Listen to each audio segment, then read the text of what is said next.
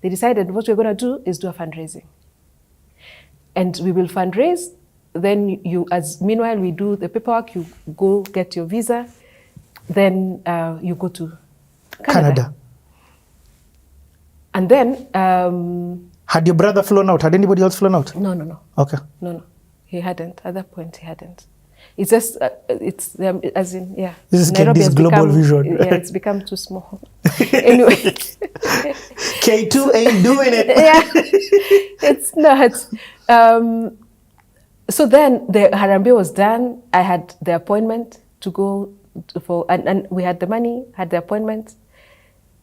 Obviously, the visa process. They look at how affordable is it for your people here to send you money across. It wasn't a convincing case. I did not get a visa. No way. Yes. Your story has ups and downs. That must have been heartbreaking. It was. You've gotten everything you need. Yeah. This is opportunity. Yeah. It was, and it was, for me, I was looking at it as my big ticket to everything I ever desired. Wow. I thought this story was going to be like, and that's how I ended up in Canada. No. And you see, now I could visualize this. You see what helped me visualize this? Because now I had access to TV when I was, so I could see the life now on telly. I could see the life of the US, of Canada, of the developed. So I desired that. And that's why I guess, because now I'd experienced Nairobi, I was like, I know Nairobi. Can I go experience something bigger? Yeah. So, but then my mom was like, what we do as we wait for you to apply again, how about we use the same money for you to now go to private uni? To either do private uni or you do parallel. And that's how I enrolled in University of Nairobi. Oh. Okay. So I enrolled. I didn't know what to study. I didn't, because I had done a good aspect of comp science. And I didn't want to go and do those heavy stuff again. And also I'd tasted what it means to have money. So I decided I can do this, but then do it as an evening. Because you see, the reason I was going is being able to work. So it's like, now the other version of working while you're in school here is the evening classes. So I enrolled as an evening student. Yes. Studying? Sorry? Studying what? Communications. No, I just went for Bachelor of Arts, not Science. It was Arts. I needed to choose the two majors. I needed to choose what combination. So I started with sociology or social sciences. I can't remember which of the two I chose but they're differentiated. Then I did communications. Communications, I was imagining, because there's communications from an IT perspective. So I was imagining that there's a link to it, only that this is communications for PR and what you guys do. And then the other was economics. So the economics aspect of just how does the economy run and all that. So that was the interest. But all of this was on Bachelor of Arts. And what year is this? This, I believe, is 2002 December. September. September. Yes, it was 02 September. So for context, Kibaki is about to come into power. Actually, yes. At that Which is a change of the economy. Yes, yeah. So the dream I had of going to uni is finally coming to be. Because I've enrolled, I've been called, I've started classes. In my usual self. Term 1, I did okay. As in Sem 1. Sem 2, I did okay. Sem 3, I decided, the Joker's back. What is life? We are in Nairobi. Why aren't we having fun? Then I started going out with my friends. Kendi, your life is so real. Your story is so real. But then, in the going out, and by going out, as in would go to the club and all, but I would go there and I would get, remember I've known what the club is, because where am I working? K2. Yes. In the going out, I'm like, okay, this life is so loud. I'm not at home. I don't feel it. But then it's the best way to socialize. Then because I have left the confined space of home. At a home, even poly. Because remember poly, I was in hostels. And I could make friends from that aspect. But then people have gone their own way. how else are you meeting these friends? And how else are you making more friends? It's by going to the club. So then I started going to the club. I started tasting alcohol. Oh, Imam. Yes, I started tasting alcohol here and there. And school fell off. Wow. I didn't expect this from you. Yeah. Because I figured this Nairobi, I forgot. I forgot what it means to not have the option. As in to just have the village as the option. Because I am in Nairobi, I'm living as well, I'm living. So that's 2003. And can I say something? This is the first time in your story I've not heard you say placeholder. So you see, you're in uni, you've arrived. Yes. But I'm not hearing you say I'm here so that I can go to this job. This is the first time I'm hearing you say, I've now arrived uni. But I don't know, it's the first time in your story, I don't know, okay, where does she want to go after this? So I've figured. But even then, I figure and it still drops off. Yeah.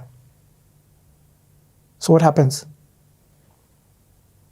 I try going in and out, but I can't sustain it. Richard, drop off. You dropped out of uni? Yes. Okay, I wasn't expecting that. I know. Your story is too encouraging. I know it sounds that this is too much of a familiar story.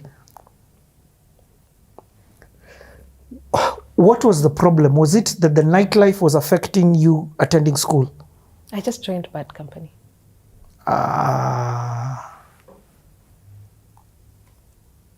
And where did you meet with this company? In Campo? Yes, as in you see, you go, and I wouldn't even call it a bad company. I had people to explore the city with, or to live the hype life, or to live in a carefree manner, or to believe that now I'm fine because I'm in Nairobi, I've gotten a job. I had that. And you're still living in Ngumo? I'm still living in Ngumo. Okay. So you didn't, okay, I get it. Yeah. I'm still living in Ngumo. Then, that's 03. I meet different people. And they just encourage, the young, the youthfulness and all of that, but all of it is so shallow. It's shallow engagements. And I feel like there's something lacking, but the time also goes. If you don't attend class, what's the recourse? As in, there's so much you can do. As I've spoken, I've just thought of, my family. Anyway, it's okay. It's what it is. So 03 goes on, and then because I maybe got the Kahama job, the assistant IT manager job, which I was not enjoying because now I was trying to change. I was trying to figure out what can I do? What more can I do? I decided, you know what? I'm going to resign. Did your paycheck increase in that time? No, it was still, maybe it increased to 18K. No, it was still 15,000. So I resign. And I tell myself, I'm not going to do this whole IT, whatever, again, because I've also seen the courses. So I'm going to try to see what softest thing I can do. Then I get a job as a receptionist in a repro farm. You know, repro, before when the print work, the big billboards printing, that, the film, the repro, that, but it's in the print, the advertising industry. So you weren't jobless for a long time? No. So the transition was because I'm not hearing you like you're scared of money not coming in for rent. No, I wasn't jobless for a long time. Okay. I wasn't jobless for a long time, but even when I moved to that repro, I was still being paid 15,000, but I was stuck in 15,000 for a long time. And I was there at the reception telling myself, Kendi, you can be more. You know you're more. You've not done school. You're not doing school. You're doing reception. What are you doing? But then, of course, I numb that because you go out, have a good time. Monday comes, you have a job, you pay the bills, you're fine. Then, and that's that's 2003 and most of that was 2003 actually, because that's maybe from beginning of 03 to somewhere. Yeah, the guilt of dropping out is not eating you. It is, but you're numbing it. I'm numbing it. I'm numbing it. Therefore, you're not even going home. No. Home is out because that you're staring at face of. And in fact, I think this is the first time my folks will actually hear me say that I dropped off. Yeah. But I need to say it because that's my truth. Yep. Yeah. So then, 04, so 03 comes, I didn't like it. It felt, as in I had such big dreams for myself. It felt like, again, actually, that's it. I was letting myself down. That feeling felt so familiar. In fact, it felt so familiar to when, as in like I had learned nothing. As in I had gone through 97, as in all those seasons, all those transitions, and learned nothing. And now I'm 23. You are back in Kendi. Yes, and I'm still letting myself down. So one of my lowest moments, starting 2004, was a low moment. Actually, then I was fired from that job, the reception job. Fired? I was fired. Out of behaviors? Not behaviors, just. Okay. They just said they can't afford me or something. But they didn't feel like you're adding value? Correct. Kendi, you don't sound like somebody who could ever be fired, whether or not they had money. Yeah. Because of your posture. But the posture, because of the season I was going through, again, I was back to the person who does not show up for themselves. And I lost that job. So by the time I'm going to 2004, I'm out of a job. I am at risk of being evicted. Being evicted means I go back again to shags. But being evicted, what that really means is that I've been given opportunity and I have blown it. And I can feel regret starting to come in. Then I'm like, this regret, no. I never used to go to church when I came to Nairobi. Then I tell that day, in early that 03,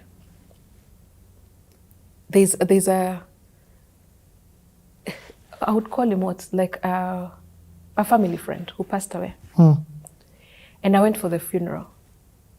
And in the funeral, his children sang, I have a father. You know, I have a father. Yes, who knows my name, that one. And that song, I'd never heard it. And it was at this church opposite Prestige almost. The African Good Shepherd. Good Shepherd, yes. So I heard it. And then it resonated with me somehow. Anyway, so now the reason I've remembered that, because now I come to 2004. The year starts, I'm starting it at a low, because I don't have the job, the receptionist job. And I'm just trying to remember. And I'm struggling. I'm so low, I'm so down. I'm so beaten, it feels empty anytime I go out and all of those. And I know this is not me. I have blown the window for going back without exposing myself to my parents. So I need to determine what needs to be done. There's shame. And there's shame. Actually, that's the word. There's shame. I am confirming again that the person I was in Kendi is who I am now. And I remember that song, which had been sung in April of 2003. I remember that song while I'm in my bed in my room. A friend of mine had invited me to ICC, International Christian Center, the one on Mombasa Road. Yes, they had invited me once or twice, and I had liked it. So then I tell God, this church, they have a service that's one at 8, the other one at 10. And I'm like, you and I, we've not had a relationship for some time. And I know I've gone, I'm not making you proud. But this is what is going to happen. I am at my lowest point ever possible. I am going to wake up. I am going to dress up. I am going to go to ICC. I'm going to sit on the 3rd row from the front. And if the choir sings the song, I Have a Father, and they'll make an altar call, me, who's so embarrassed, who has to look like the hip, because that time all the friends I have are people who go out, they don't do church, they do. I will stand, I will walk to the pulpit and give my life to you. Who is God? I show up in ICC, I sit. 3rd row. 3rd row. Sermon is said, the worship is done, the song is not sung. Worship is done, as in sermon, nothing. Offering, done, nothing. Benediction. The pastor, Pastor Chip Block, stands. And he asks the choir, will you please lead us in a song? We need to do an altar call. I have a father. That's the song. I had to wake up and walk to the pulpit alone. Wow. And I gave my life to Christ. That was on 29th February, 2024. This year, it will be 20 years. What a story. So now, we continue. Now we pick a pause. We'll be back. What's the date today? So let me segue to financial crisis, Yes. because that was also a transformational part in my career. Mm. So when I joined the organization, we had about 12, 14 staff. Mm. Financial crisis was tough, so the company had to significantly downsize. Mm. And we moved from, I think, 12 people to 4. What? So that means more jobs. And now my boss is beginning to tell me, you see why you did law and accounting? Those serve us very well. Because now you'll start dealing with investors, investor relations. Through your legal background, you become the company secretary. Hey. Hold on. Don't skip this. From the 12, you remain. Yes. From the 12, I remain. I'm part of the 4. Hey? And the other 3 is my boss, Mark, Tom, and Mohammed Sheikhli. All these guys are Ivy League, university guys. Wow. And I'm like, why me? This is months after you've been. This is now May 2009. Okay. I'm a progressive guy. Don't forgive me when I keep going back sometimes. I use my mental picture to understand where it is that we are so that I can ask the right questions. So I've seen you there. I've seen you starting. I've seen you, how the impact it's having on you. I'm also seeing, like, the picture that I have of you is I've seen you, you know in movies, that one light which is on at night. Yes. And you're just there. Yes. That's what I'm seeing of Yes. you. Yes. Then, but I'm also seeing you beginning to realize your parents were right, your brother was right. Yes. And you're getting a heart for Kenya. Yes. Or Africa, to change it to be this Dubai place that we've seen. Yeah. So you come home with an understanding that I'm going back. They work on your visa. They work on my visa. Once I go back, they work on my visa. So I get, I think, a 3-year visa now. Okay. Residency. Nice. Yeah. So then now, You go back in probably January of 2009. Yes. I go back in January of 2009. And now... Financial crisis now has hit. Financial crisis. I now say I need to move out because now I'm living with my brother and sister, Yes. and they're just, you know, Yes. getting married at that phase. I just feel I need to give them some space, but also to grow. So I begin looking for houses, and I remember one weekend I was in the office. So my boss comes and is like, "What are you doing here?" I laugh. I'm just like, I'm catching up on work. Because now work was also a lot, yeah? Because we've moved from 12 to 4. Yes. So there's more load. And I'm also, that's why I said my learning curve was like this, yeah? Yes. Literally, there's an overload of information, of things that I don't know. And also of another excellent level of excellence that I've never experienced. Did your CPA help you? He did. Absolutely, he did. And my boss actually really liked, because you'll say, "Oh, debit this." I'll be like, "Isn't that credit debit?" He's like, "Look at how bright." I'm also a CPA and I didn't even remember that. Fantastic. Go ahead, Mercy. So he gave me a lot of room to grow. A lot of room to grow. And so this time I'm in the office. I tell him, "Oh no, I'm going to look for places." And I'm like, "Hey, things are so expensive here." So he's like, "Oh, really? By the way, how much are we paying you?" He's like, "You won't find a place with that. Find a place, we'll pay for you." What? This is 2 months after the job. My salary was increased by 50%. I call my brother again. He's like, "What?" 50% in 2 months. So that you can get accommodation in a proper Can place. get accommodation Can't in we a go proper living place. in? Yes. And, you know, that really redefined my relationship with money. This man was so generous because he saw the person. So for me, I'm always happy to increase people's salaries, double them, even before they finish a year. Do you know what that bought me? Loyalty. Richie, I never looked for a job. Loyalty. Because I could see they care. He doesn't have to. My brother is not even getting that benefit. He doesn't have to pay for my accommodation. But he said, "We'll pay for you." And that favor really humbled me. And I'm like, what? If we treat people right, the things that people will do for you. The things that people will do for you, they will shock you. It's an investment in people. Yep. So he invested in me. Just that act. Now I was like, okay, I really have to up my game. Because now these people have paid my rent for 1 year. And then in Dubai, you had to pay rent. 1 check, 1 year. I'm like, now by the time I get this money, accommodation was so limited. Because you have to pay for the whole year. You have to pay for the whole year. Wow. Yeah.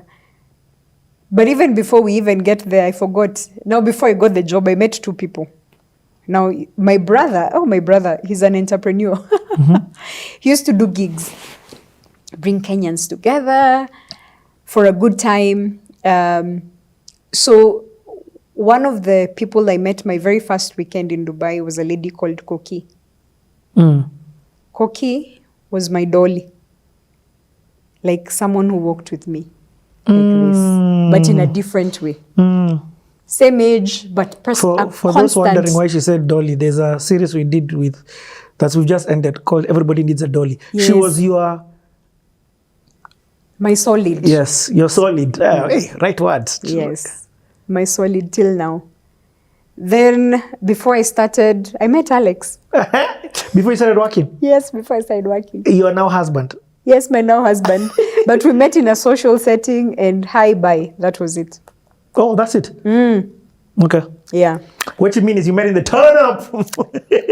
Why you go social setting me here? When you went to Dubai for a holiday to go to social settings.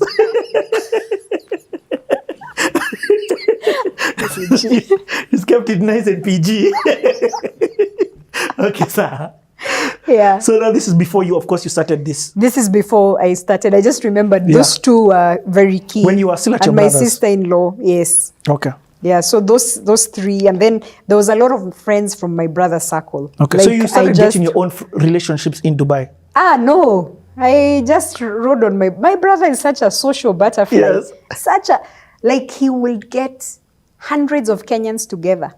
Nice. Yeah, he started this gig thing. He's a DJ. He also does some DJing right now in the States.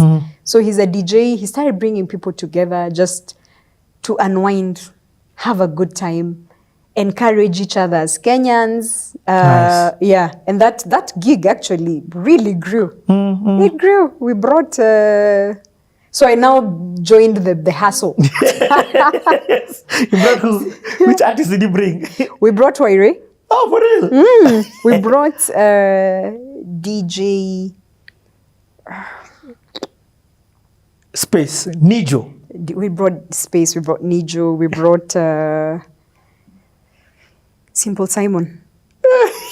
Like, when those guys came, they didn't even have passports. We brought Daddy Konya. Like, when they came, some of them had never been on a plane. Enda kwanza Nyayo house. Yes, enda kwanza Nyayo house. But then it was really good, because what that was confirming again was the entrepreneurial spirit in the family. Yeah. So let's go back to the professional. This was just something that was happening 2009. Yeah, it's social setting my vibes. Yes, social setting my vibes, yes. Yeah. So you come back working, you're being stretched, you're growing, you've gotten a place now of your own. Yes. I say it, thank God for the transition that God allowed you to have through your brother. It was eased. You were eased into the place. Yeah. You get? Yeah. So you didn't hit it and start with. Yes. Imagine having to find that $10,000, pay rent for the whole year the moment you arrive. Yeah. Yeah, that's powerful. Yeah. Okay. Yeah. And I'm actually cognizant a lot of people don't get that. Because you come in and you have to find accommodation. So what that also did for me is I started being the accommodation for people who are coming to Dubai. Oh, for real? Yes, that became a ministry. What? Come, stay here. Drop a mattress. Remember, growing up, many people in our house? Yeah, that's the connection. Because we've been seeing this in our lives, yeah? Then 2009, it ends, ishish, 2010, my brother relocates to Nairobi because of the crisis. Wow. There was a mass exodus of people around that time because of the job situation. So he was affected. That broke my heart. That really broke my heart. So my sister-in-law left, my brother left. Now I'm by myself. What? This is 2010. That was a challenging year. Now I was alone. The proxy is gone. The security, the fact that I can call him. Hey, I actually, for the longest time, I kept telling him, you left me. But then with time, I understood and grew. Koki was always there. Alex and I were friends, just mutual friends for quite some time. Then the workplace, a lot of growth. Our business has now begun to change because of the macroeconomic environment. We're now doing strategy. I'm sitting in strategy sessions. How did the financial crisis affect the business? So the business was a real estate business, investing in real estate assets, properties, land banks, and development assets. So we'll develop buildings. That was one of the biggest macroeconomic generators and triggers in Dubai, real estate. Yep. Now with the financial crisis, the value of the assets halved. Some of them were slashed by 80%. Some you've got obligations. I actually remember, like in January, February, I started looking at the obligations that the company had. Were you buying already constructed? Were you constructing some? There were some that had been constructed. There were some, because the fund had started for quite some time, yeah? It was a 7-year fund, and it usually has a 1+1 extension life before you divest and give the investors back their money. So because of the duration of the crisis came somewhere midpoint. So some assets had received a very good return. Some were midway. Either the company had paid 80% and there was that 20. Some we'd paid 10% on 20. So it was just making a decision, do we walk away? Because if we continue paying based on that payment plan, it won't work.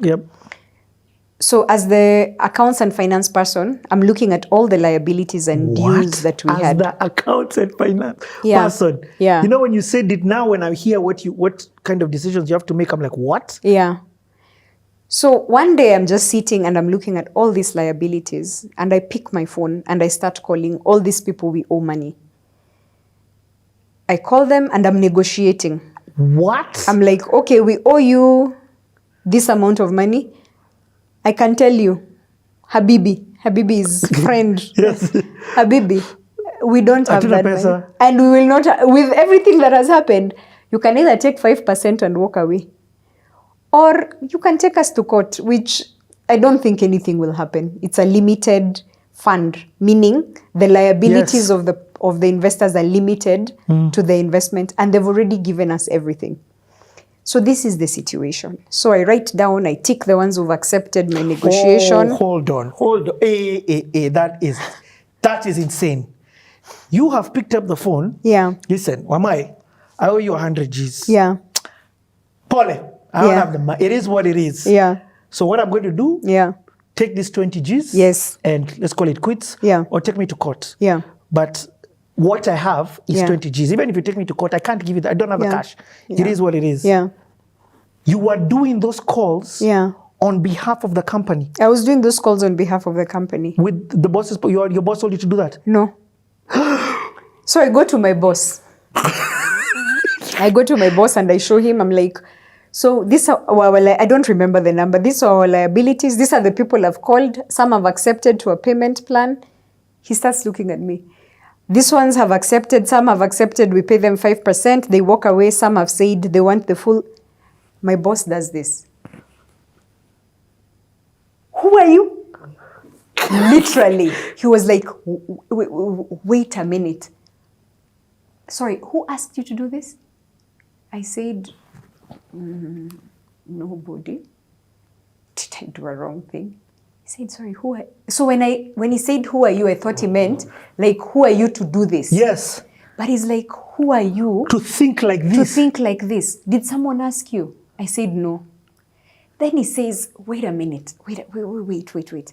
Mercy? He's called Mercy. Sit down. So I go sit across from him. And I'm looking at him. I'm like, whoa, you are in trouble. Kimbelembele. It's not a good thing at times. Yeah. So he says, what were you doing before? I told him, oh, remember I was an entrepreneur. So who asked you to do this? He said, well, I just think of this as my business. This is what I would do if it was my business. And I didn't want to ask you first. I wanted to bring you a deal. I can see you're busy. He said, my God, who are you? What? He was in so much shock. And these are millions of dollars. These are millions. We're not talking at 500K Kenya shillings. No, this is big, big money. Because now I've been hearing the director speaking, and there's shortage of cash flow, and we're in a distressed position, literally, from a cash flow perspective. Wow. So he looks at me and he's like, what? So I said I didn't commit the company to anything. I just told them I'm going to present this. So he calls his fellow directors and he's like, well, now he's beginning to tell them, Mercy did this, Mercy. So everyone is like, who's Mercy? That's why they're calling me Mercy. What do you think? I'm like, sorry, where was I? First, I can't even understand your accent.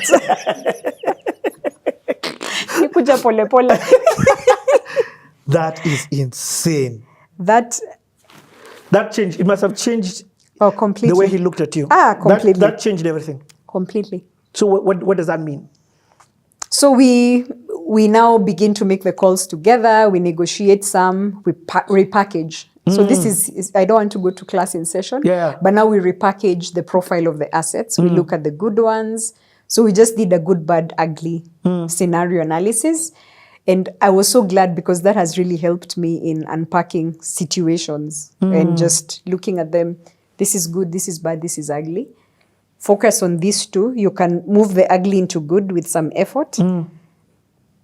So you can move the bad into good. The ugly might take some time. So just choose your battles. It doesn't mean that the ugly is bad. Over, because the assets that looked ugly, fast forward in 2020, some of those properties became where Expo 2020 was held in Dubai. So you just have to have a different perspective in business and say, these ones I'll get the money now. No. But let me not talk about that strategically. You've not gone to school? You see, you're talking investment lingo. I'm sitting where? These people are Merrill Lynch, Goldman Sachs, investment bankers. I've gone to remember I was in the streets again. That streets helped me. But this is now the Dubai streets. Yes. This is just their version of... Yes, but the Kirinyaga Road street helped me. Because remember when I'm doing this, to the spare parts, I don't know. But then when I come up, I act like I know. So in meetings, I'm writing, I'm taking notes. All these things people are talking about, do this structure. Bad, ugly, the ugly thing, portfolio. I go back and now research for myself. Yeah. Learn. Wow. And ask questions. And then I also learned from my American colleagues. They ask questions. They challenge. They ask questions. They challenge. I find our culture doesn't allow for us to ask questions and to challenge. So at times if I ask you the question and the boss, you might take it the wrong way that I'm challenging you. But I'm asking because, by the way, have you thought of this? You could say, okay, yes or no, brush it off, but you need to understand why I'm asking. So I learned, what? The boss says this, they're like, I actually think we need to do this for this reason. I moved from saying yes to, okay, maybe I can have an input. At times you think, but you don't have the boldness to speak. So that environment, I'm seeing young Americans, they're asking, they're challenging the status quo. They're saying, no, last time we did it like this, you told us to do this. Why have we changed? We've worked on this business model based on what you told us. Yes. Now you forgot what you told us. See. And then you want us to start again. You're wasting our time. So they're asking from a good place. So I moved from, my boss is just telling me, and if I have a view, I'll say, okay, Mark, how about we do it this way? Be like, that's a fantastic idea. I never saw it that way. I'm like, oh, I can actually give you ideas and you take them. That's the thing. Yeah. You're saying you had a boss who allowed you to bring your input. It's almost like he allowed you to be an equal on the table. Yes. Wow. Can we take a break? Yes, we can take a break. We will be back. Hey, Mark Desario.